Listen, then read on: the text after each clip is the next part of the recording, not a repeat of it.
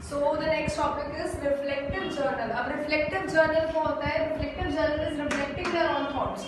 जब बच्चा अपने thoughts, ideas, expressions को written form में लिखता है, ठीक है? अपने thoughts,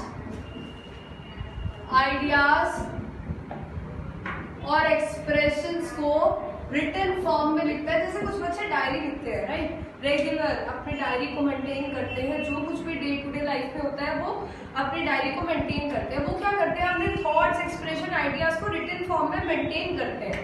इससे क्या होता है? बच्चे की राइटिंग पार्ट जो है, राइटिंग स्किल्स जो है वो बढ़ जाती है.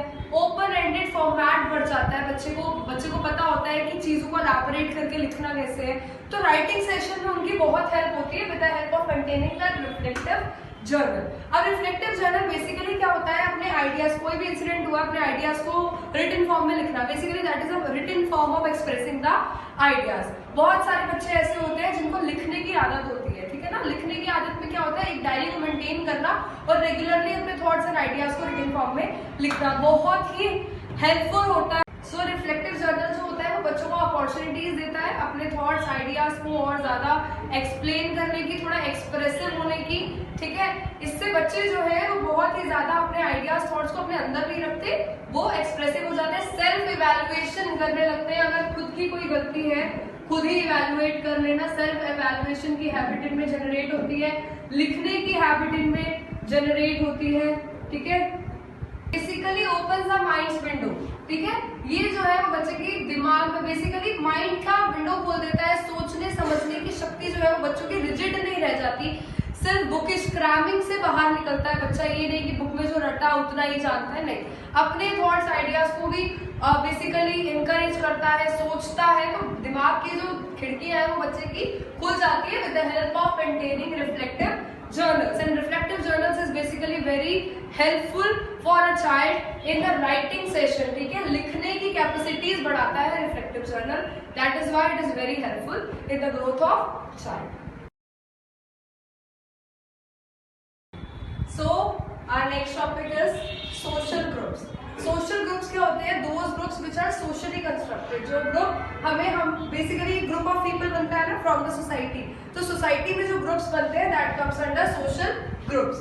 ग्रुप्स सोशली कंस्ट्रक्टेड, जो ग्रुप्स हमें सोसाइटी से मिलते हैं, जो ग्रुप्स कंस्ट्रक्ट किए जाते हैं from the society, that comes under social groups. इनके कैरेक्टरिस्टिक्स क्या होते हैं? Aggregation of people. एग्रीगेशन होता है मिलना, ठीक है?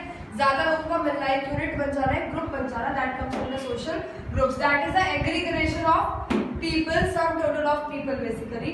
Common norms. अब देखो ग्रुप में कुछ ना कुछ कॉमन नॉर्म जरूर होंगे. आइदर उन लोगों का बेसिकली एजेंडा सेम हो सकता है, वैल्यू सेम हो सकती है, नॉर्म सेम हो सकते हैं, तभी तो कोई ग्रुप में रह रहे हैं ना, ठीक है? तो there must be common norms और those people must sharing some common values. कुछ कॉमन वैल्यूज, कुछ कॉमन नॉर्म्स सेम हो सकती है, तभी सोशल ग्रुप्स जो है वो कंस्ट्रक्ट किए जाते हैं. There must any social norms और सोशल वैल्यूज, तभी जो है सोशल ग्रुप्स क्रिएट किए जाते हैं या फिर मेंटेन किए जाते हैं. हमारा मेन टॉपिक क्या है? Group dynamics. ग्रुप डायनामिक्स क्या होता है? बेसिकली डायनामिक्स का मतलब होता है चेंजेस, ठीक है?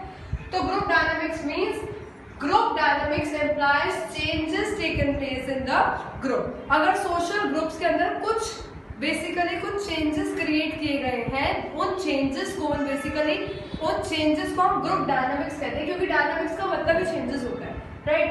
तो group dynamics means changes taken place in the group. एक ग्रुप में कुछ चेंजेस अगर क्रिएट कर गए हैं, वो चीजें जो आती हैं हमारे ग्रुप डायनामिक्स के अंदर आती हैं.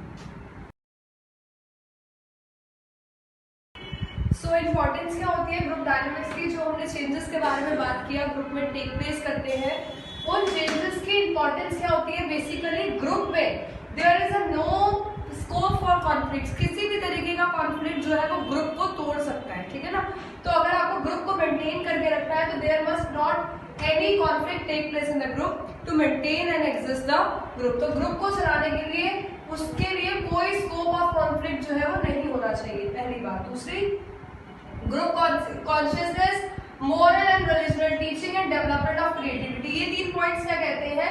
अगर फॉर एग्जांपल आपका ग्रुप जो है वो मॉरल या एथिकल ग्रुप है, ठीक है? कोई भी ग्रुप ऐसा है, जैसे कुछ ग्रुप्स ऐसे होते हैं ना जो रिलीजियस वर्क के लिए बनाए जाते हैं, ठीक है। ग्रुप ऑफ पीपल होते हैं, सब लोग मिलकर कुछ रिलीजनल वर्क कर रहे होते हैं, तो उन वर्क्स में कोई ऐसी टीचिंग आ जाए, रिलीजियस टीचिंग आ जाए, कोई मोरल टीचिंग आ जाए, उससे क्या होता है हमारा ग्रुप जो है वो टूटता नहीं है, वो और अच्छे तरीके से और अच्छे टाइम के लिए चलता है, ठीक है।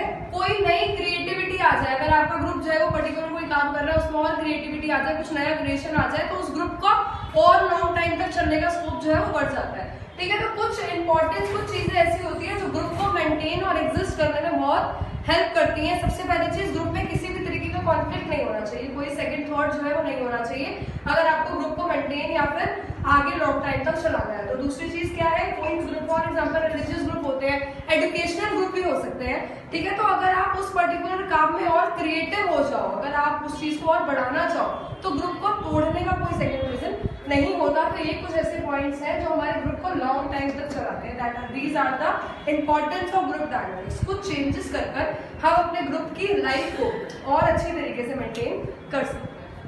अगर आपको हमारी वीडियोस हेल्पफुल लग रही हो, आपके एजुकेशन में इनसे कोई हेल्प हो रही हो, तो प्लीज लाइक